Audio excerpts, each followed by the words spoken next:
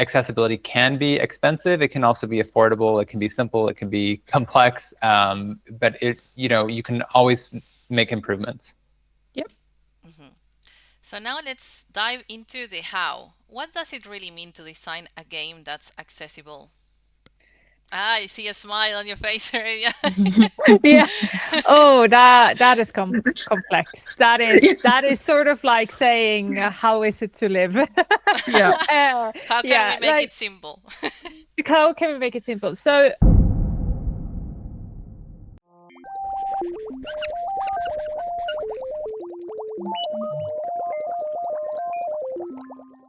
Hello, everyone, and welcome to Game UX Alchemists, where we explore the world of video games through design, community, and player experience. I'm Lucy, part of the Antidote team, and today we're going to talk about something incredibly important to future of gaming: accessibility. Joining me here are three people from EasySurf, a Canadian game and web accessibility consultancy that helps developers create more inclusive and user-friendly experiences through lived expertise and community-driven design. These experts bring smart, passionate, and thoughtful takes to this conversation. Here we have Arivia, Tamara, and Noah. So glad you're here. hi. Glad to be here. Thanks for having us. That's great. So, in this episode, we're going to dig into why accessibility matters, not just for a few players, but for all of us. We'll also talk about the business side, what it really means to design accessible games, and the powerful personal impact gaming can have when it's truly inclusive. So, let's start with the basics. What do we mean when we say accessibility in gaming? Well, I think everyone probably has their own definition. I think we can all probably give how we think about it. I do think about it as really focused on people with disabilities and making sure that they are able to access information or places or experiences without having things block them. We kind of refer to those blocking things as barriers. And when it comes to gaming, I think about it as trying to remove those barriers that block you from experiencing the game the way everyone else would. So that's my loose definition, but yeah, curious. I mean, I would definitely want to hear Tamara and Arevia, but maybe I'll toss it to Arevia. Yeah, so I had sort of the same definition, but I think so. Game accessibility are part of a bigger picture, which is inclusive design. And technically, I say game accessibility, but I often talk about inclusive design. And the difference between those two is that game accessibility focus on the disabled person and our experience with the world and with gaming. But inclusive design take it a step further and think like, who else can it help? Like it pulls it from start with a disabled person and all the way over to everybody else it can help. So the reason why I still say game accessibility is just because that is what people know, and because like that is what if you say game accessibility, you know the words and what you're trying to convey comes forward to the right people. But I think a lot of us do talk about inclusive design, and that is simply reducing the barriers for anything, which can be like a product, it can be an environment, and it can be a design. It doesn't necessarily need to just be a product. And in game accessibility is just the same. You lower the barrier so that you increase the access to that design, so more people can play it. And often we're said, even though it's easy in inclusive design to think about all, we do have a definition of all where we mean like everybody. Oh, I normally use this word in Norwegian, so this is a bit hard. I'm technically not from England. Oh, but it's like everybody that is reasonable to have in this discussion, because there will always be people you cannot be accessible for. Nothing is 100% accessible. Nothing is zero accessible. So it is in between a reasonable concept of everyone. So yeah. Yeah. Thank you so much, Arivia. I think they've basically covered what I would say. So I'll toss it back to you, Lucy. So, when games include things like remappable controls, subtitles, or customizable UI, it opens the door for way more people to enjoy them, and that's something will all benefit from, right? And there are definitely standout games right now in the industry that are doing this right. We'll get to those in a bit, but first let's talk about why this isn't just about doing the right thing, but it's also smart business. I'll let Tamara take that one. Sure. Since we stole some of your answers on the last No, one. no, that's quite all right. I mean, you hit all my points about inclusive design. So, I think when we talk about designing accessibly, the use cases, we're often talking to businesses that go, well, what is the financial motivation for doing this? Are you going to reach enough people to make the investment in accessibility worthwhile? We have to do all of this extra work. So why are we doing this? Are we going to get a 5% bump, a 100% bump? How are we going to open the door? And the way I usually think about it is, the current video game market is relatively saturated in terms of the players that are currently playing. So if you are trying to reach new players, if you are trying to get into new markets, accessibility is one of the ways that you can reach those people.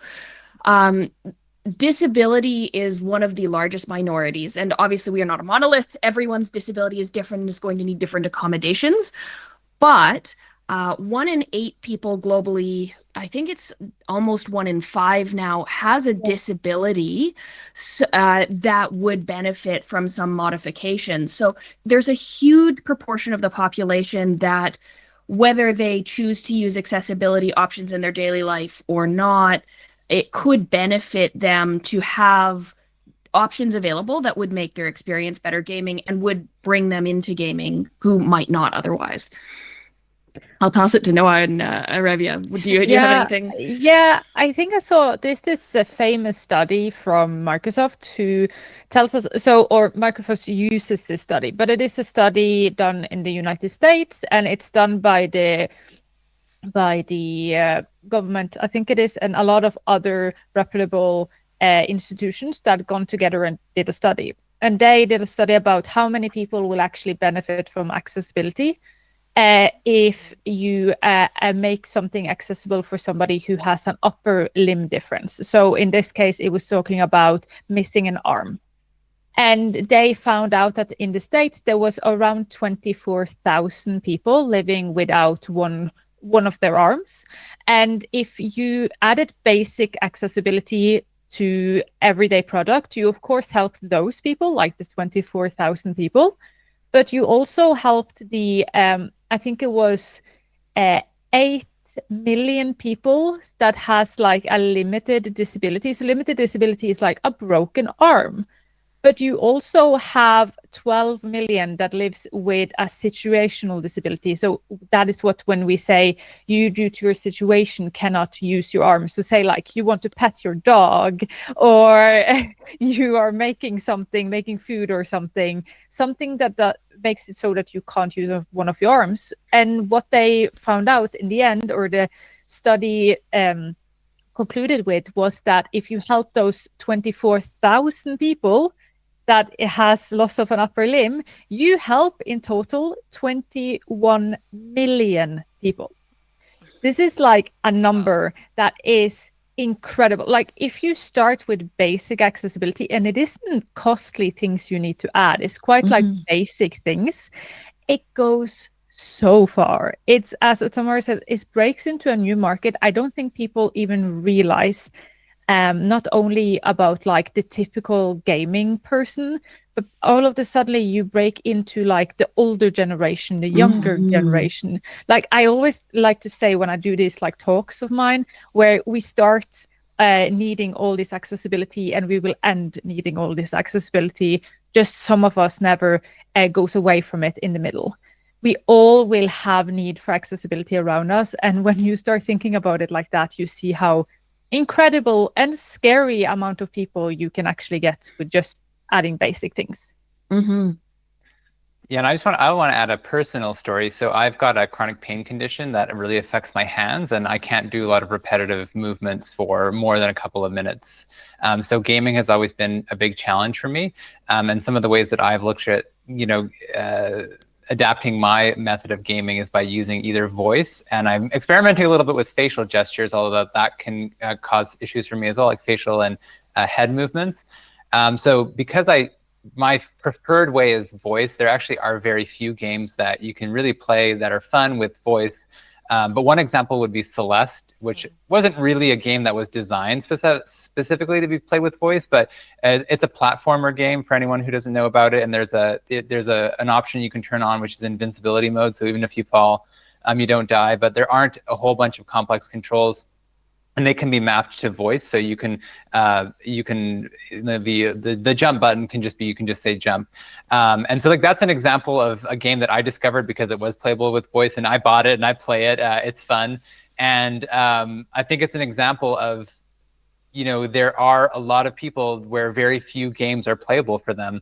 And so if in the sea of games, if you're able to release a game that is playable by some of these groups of people, I mean, there are a lot of really passionate people that will buy and try the game out just because there aren't a whole lot of options. And so I think that's really the strong business case. I mean, I think we should do accessibility for many more reasons than just that. But I just wanted to give that example of a game that I specifically just bought because I was like, I think I can actually play this. And it actually, I think Celeste is an interesting example because I think it's a game that's enjoyed by so many people. It's a really great game. It's not just a game that was built for accessibility. I don't think that was even necessarily the primary objective, but just an example of sometimes you have games where making slight tweaks does open it up to a much wider audience. And so I think that's where we try to come in. Like Arevia said before, is that our objective is not that we're going to make all games playable by everyone, but sometimes you have a game that's built a certain way, and sometimes it just naturally is more accessible for certain groups of people with certain adjustments. And sometimes those adjustments are relatively minor, and you unlock it to hundreds of thousands, maybe millions of more players. And some of those would be really, really motivated to get it just for those features. So I think that is the way we try to think about accessibility, is just making it playable by a wider audience. And sometimes it doesn't take that much. Yeah, and I also think like in this discussion, just really, really quick, because Noah is pointing in something that is important when you talk about business, because in the end, business need to think about money. Sadly, that is just the reality we live in. And the absolute easiest thing you can do that will bring you a lot of people is just to have the information out there. There is so many games that are accessible just by having simple things like controller support, but there is no info about it out there. So how can you then know? So you lose a potential audience just because you don't have the info out there. And putting info on a web page or have like a group of people test your game, that doesn't cost a lot. That is a low risk with a really, really high possibility of reward. And us who are disabled, we are used to society not being for us, to be honest. So we are used to having to Google everything. So nearly every time I see a new game, the first thing I do is Google the name and then accessibility behind it. And if you then have just a basic blog post or just something on your webpage, SEO will pick that up and you will now have new gamers. Because especially if you have a disability that keeps you from playing games normally, you will do this. So there is so small things you can do that makes a huge change. So easy, right? Yeah. Just a blog post and it makes life easier for everyone. And we talked about costs as we're talking about business strategy. I think that when business and when the devs plan early to have these features, these accessible features, it's not even that expensive to implement, right? When they plan early, and it's when it's part of the core design process of the game. Yeah, I think one thing we try to do is help people improve accessibility on any budget. So certainly the earlier you start is going to open up more possibilities and it's going to make it much more affordable. But even if you are further along, there is always something that can be done. And it can be a very, very minor thing. Like even as Arevia says, just adding, a blog post about the features, that can make a big difference. And that really is not going to cost a lot. So I think the earlier you start, the more flexibility you're going to have, the more you're going to be able to do. But there's always something that can be done. And I think we try to encourage people to not feel as though because they can't achieve a whole bunch of major changes that it's better to just not do anything. Because it's always better to do a little bit. And then I think the other thing is that you'll learn if you try to do a little bit of stuff on this game, like maybe your next game, you can try thinking about it a little bit earlier. So yeah, I think accessibility can be expensive. It can also be affordable. It can be simple. It can be complex. But you can always make improvements. Yep. Mm-hmm. So now let's dive into the how. What does it really mean to design a game that's accessible? I see a smile on your face, Arabia. Yeah. Oh, that is complex. That is sort of like saying, how is it to live? Yeah. How can we make it simple? How can we make it simple? So we often have 5 categories of accessibility, which is easy way to sort of divide it up. So you have motor accessibility, that is everything to have to do with your interaction with the game. So what controller do you use? As Noah said, like, do you use voice? Do you use face? Do you use your hands? Do you use your feet? How do you interact with the game? And then we have audio accessibility. So for everybody who can't get all their information in by audio alone. Then we have vision accessibility for people who can't get all the information in by looking, like they need some kind of support there. And then we have communication accessibility. That one is almost never talked about, but it's really important. Like multiplayer game, how do people communicate with each other? And then the last, but absolutely not least, is cognitive accessibility. How do you process things with your brain? Because all of these impressions we have in our world that affects our body, either through a game or in life, needs to be processed by our brain. And our brain doesn't do that in the same way or with the same speed. So how do we process that memory? How do we interpret it? And how do we remember it? So when you have that category, 5 different, it's easier than to go, okay, I want to think about maybe my game is really, really important to be really hard on a lot of buttons and like input is really important. Cool. Then you have it. Try to do something motion accessibility, mobility accessibility. Oh, your game is like really pretty and it's story and everything like that. Cool. Maybe some vision accessibility, audio accessibility. The most important is to like figure out what is our game. What is that? What is the story you want to convey to the people? And which category do this fall into? Good, then you have a start on what to start with, what to work with. Okay, and I have an extra question here. What's the process in EasySurf with accessibility playtesting? Now that we mentioned the 5 topics that you cover, what's the process of playtesting? Yeah, so I think the process would always start with understanding what the objectives of the customer are. When we are at a point of playtesting, that generally means the game will have been already somewhat developed. So there are, of course, limitations as to what can be changed at that point. So one of the first things we want to understand is what perspectives do you want to have tested? So I think Revia just really laid it out nicely. But we have consultants on our team that would cover all of those categories, and many people actually covering multiple categories. That's one thing to remember also, is that you're not necessarily just affected by only one type of disability. The next thing we will do is decide, how much of the game are we wanting to test? Are we looking to test just the start, the menu options? Are we looking to test specific puzzles within the game? So we understand like what do we need to test in order to feel that we've had a good, comprehensive enough look at the game.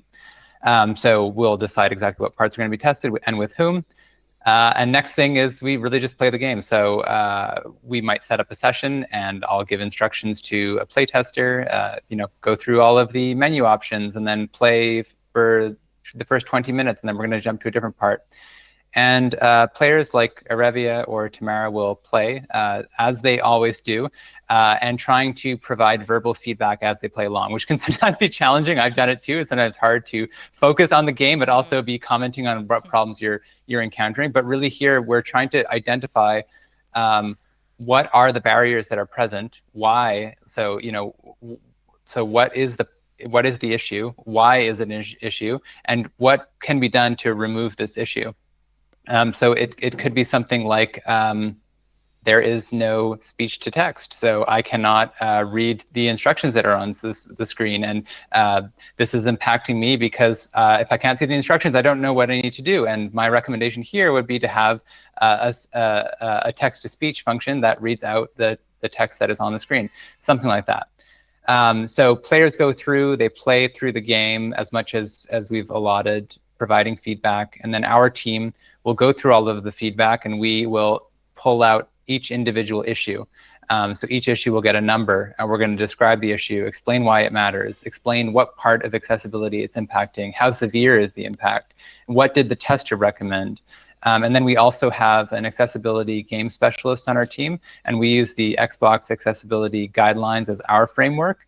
So each issue is then going to be mapped onto an Xbox accessibility guideline, and it's going to have its own recommendation and other recommendations to look at, like other games that have implemented as well, further reading, further resources. And we basically compile a giant spreadsheet with all of these issues. And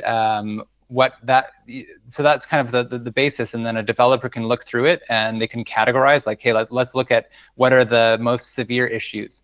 You can also categorize based on how easy is it to fix this, and that can help you decide where to prioritize. And then we also go through everything, and we write up a report, which is just putting in plain language, what did we find, what were the key barriers, what were the key themes, where should you focus on fixing, what are some easy wins, like what are some things that would unlock the game for a lot of players that aren't that difficult to implement. We put basically all of that into a report and give it back, and then we're there also to answer more questions. So if developers want more feedback, if they have follow-up questions, we're there. But the playtesting specifically is done from a player-first perspective. So it's really about the barriers that the player encounters, and then we try to help the developer to remove those. So hope that's clear there. I have no questions. Okay, all good. My job's done. Yes, super clear. Thank you, Noah. Okay, great. Now let's move on to the last part of this podcast. In this final segment, I want to shift the focus from features and design to something more personal, the human side of accessibility. Because accessibility isn't just about buttons and menus, it's about people.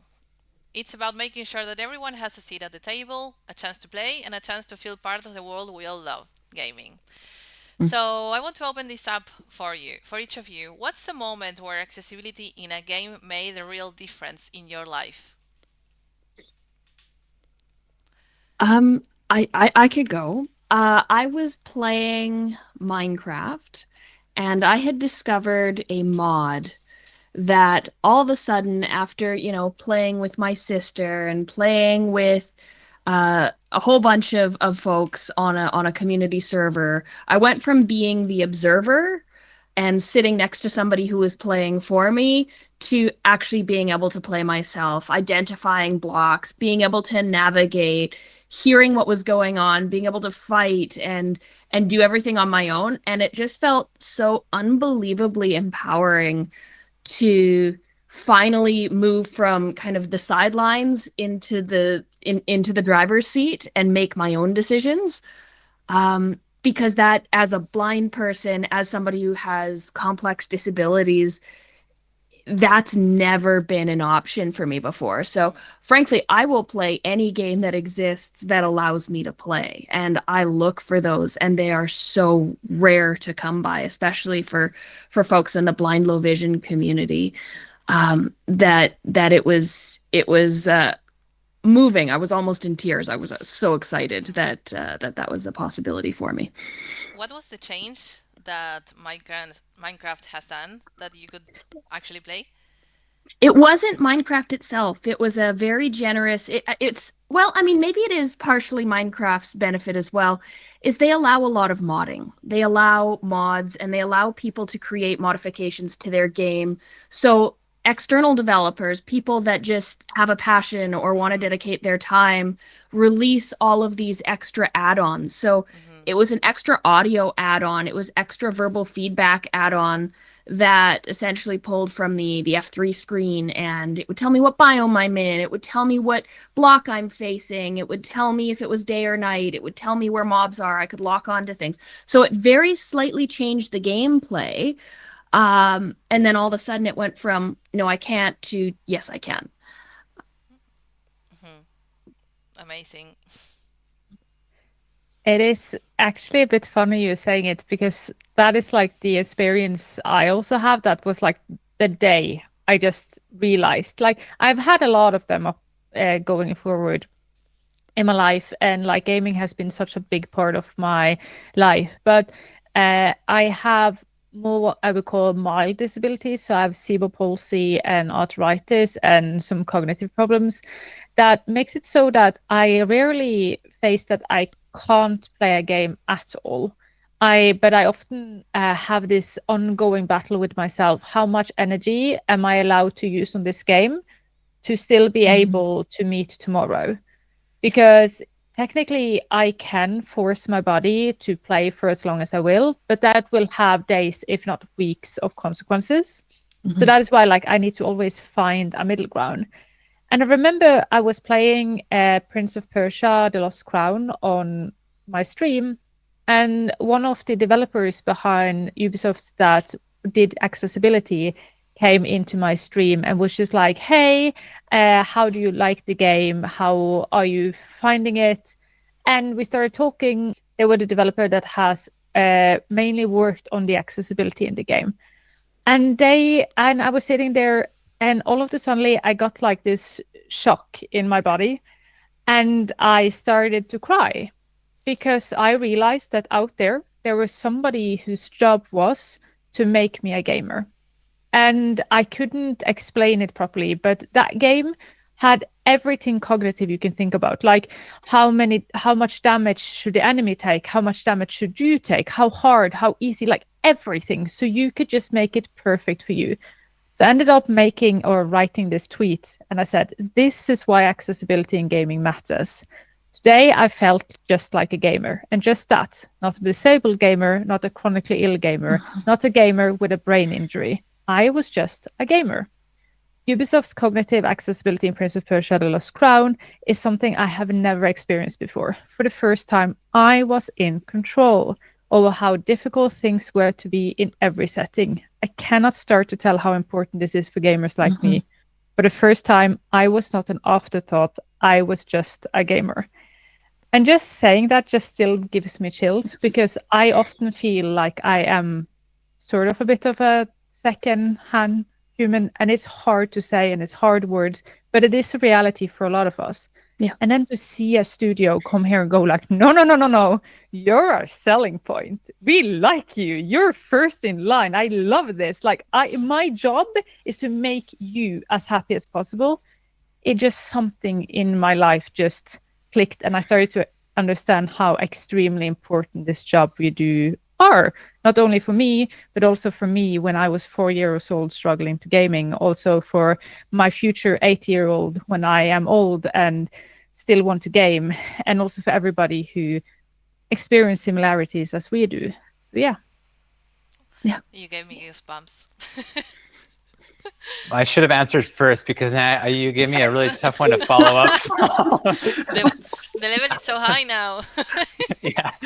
Well, I don't want to disappoint. I honestly don't know if I've had such like eye-opening experience like that, but it's possible that I will actually shortly, because so maybe we might have to have a second part to this episode, because I was speaking with a friend of mine who also doesn't use his hands when he's gaming, and he's sort of showed me a few things that he thinks could help me. And he basically said that he beat Baldur's Gate 3 without using his hands, using face gestures and voice. So it's on my list. It's something that I want to try. And that's obviously not an easy game to beat. So I feel like that, could be something that would make a big difference for me. I mean, I was decently into gaming before my health condition started. And I think that it's sort of like what Arevia is saying. I've struggled wanting to play games in like a majorly adapted way. Like I've struggled with wanting to just play a small subset of games or play them differently. So that's kind of kept me a little bit outside of gaming. But because of new software and some advancements and some help from other people, like I'm making a second effort to try. So maybe I'll have a better answer next time. But yeah. I think you hit it right on the head there, Noah, is like we want to play the games that our friends are playing. We want to play the same things as everybody else. We want to play the AAAs. We want to play with our friends. We want a multiplayer. We want to have that same community experience that people without disabilities have. Like, that's exactly what we want. And the people in the disability community are, oh my gosh, we are so passionate. Every disability I've seen has their own gaming subreddits and has communities on Facebook and Discord channels, and we all want this to work. And it's hard when you're like, oh no, I have to play this really niche game that nobody's ever heard of. You want to learn this game with me? And people go, ugh. No, I want to play Baldur's Gate. I want to play Forza. I want to play the latest, whatever the latest AAA is. So if companies are putting in the effort, we'll follow. We're very excited to see where gaming goes. Yes, and also one thing that is like people not often think about, but like I am part of 5 to 6 friends who game together, and if we find a game that I cannot play, none of them will play it either because we want to play something together. So not only do you lose me as a customer because I can't play it or I don't know if I can play it, you lose 5 to 6 other people because we are just going to go, oh, we can't play this. Well, then we find another game. So like, it's not just like one and a few, like the disability community, we're not in isolation. We're not like in a vacuum. We are loud and we have family and friends and a life and are part of this world like everybody else. So when you make us be able to join, you get a lot of other people on your team. Oh yeah. Yes, actually, it's funny because when I was preparing this podcast, I actually thought that accessible gaming is just about the impact on individual play. It's about the community. It opens the door to connection, to friendship, to being part of the culture. So it's not just like one person or that this specific disabled situation can be played, but it's about the whole community and more players being part of your game in the end. Mm-hmm. I want to say one thing is that often we get people who reach out to us and they want to make their game more accessible. But unfortunately, like one of the things that I do hear fairly often is people saying, we want to make the game more accessible, but our game cannot be like, we can't make it blind accessible. And I think people think that it's a lot more challenging than it really is. And I think that mentality, like if you're starting off by thinking that it can't be done, it's gonna be very hard to get it done. I did want to just hear from Tamara as to like what games you enjoy, what games you play, because I think people will be surprised to know what games you can actually play. And I think that would maybe encourage people to realize that maybe it is not as hard as you think to make your game accessible for people who are blind. So, I mean, I will play anything and everything. I will try anything once. I love story-driven games.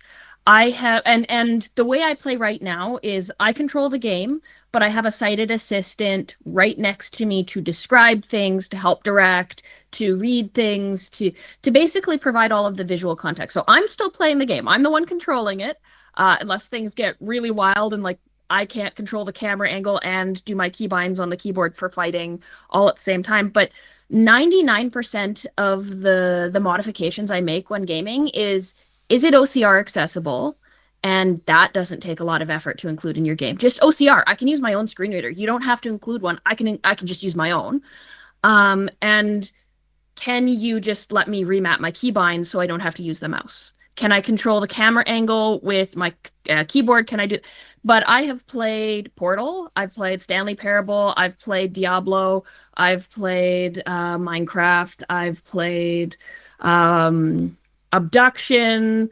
All of the Mist and Riven games.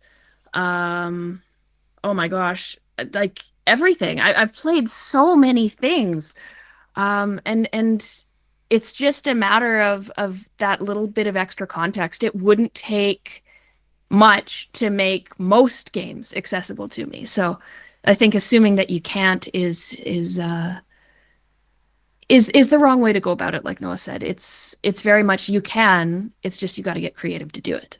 I think they Yeah, and I don't would say know, just to right? be like to almost just I would encourage people to entertain the idea and just be open to it and just speak to a few people and just understand what it would take, and then you can make the decision as to whether that's something that can fit in your game or not. But I would just encourage people to not go in thinking that this is off the table, but we can make other improvements, because you might not realize you might think it's a lot more complicated than it is. So I would just encourage people to not close the door on it immediately. Just have a few conversations and then make the decision. But by speaking to people, I think you realize that blind people play a lot more video games than you would expect, and a lot more video games are blind accessible than you would expect, and ones that are complicated and that everyone plays. So it's not a tiny little subset of games.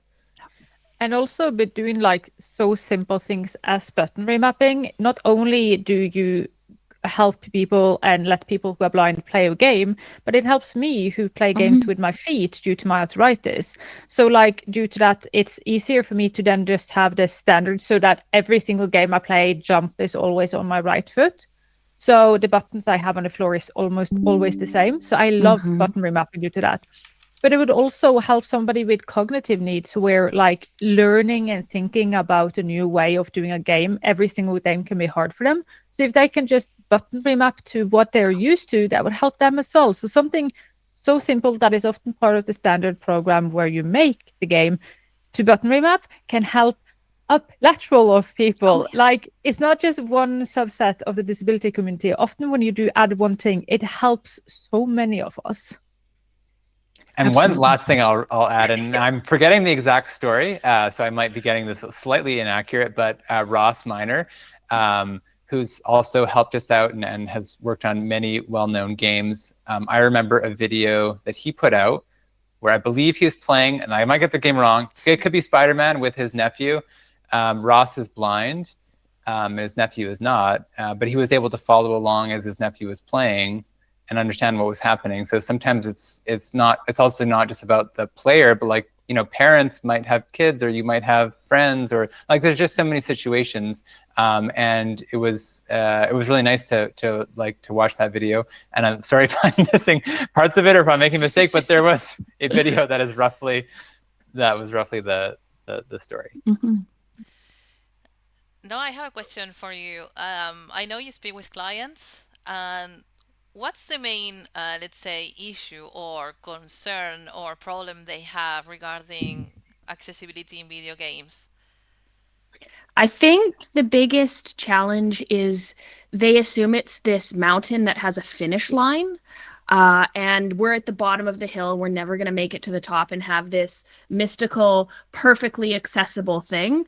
And I think the way we kind of imagine it at EasyServe is accessibility is a journey, not a destination. Accessibility evolves, accessibility adapts as players' needs and wants adapt. So, you know, it doesn't have to be this, we must have A, B, C, D, E, F, and G all on the checklist to call the game accessible.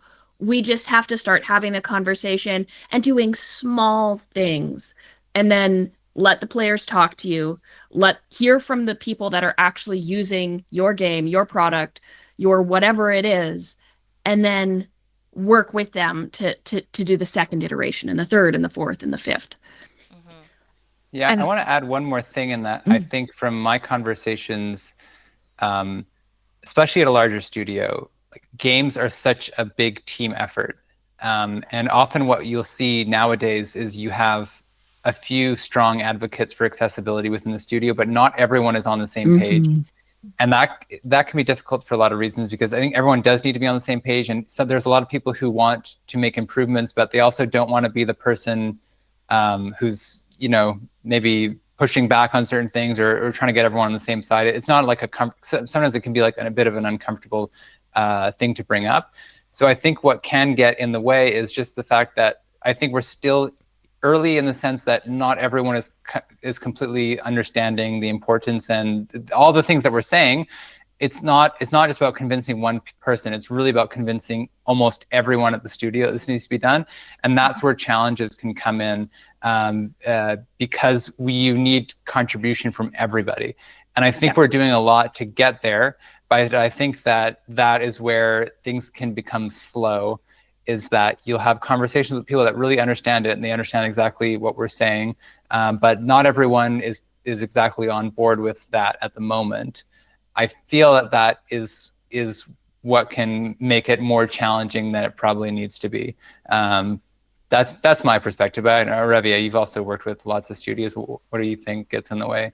Yeah, I think when it comes to smaller studios, it's easier to have like one collective idea. Like they want to make it accessible. It's easier to convince 6 people than 600. So oftentimes the one of them are really passionate and it's easier for them to convince the rest around them. But then the question comes where to start.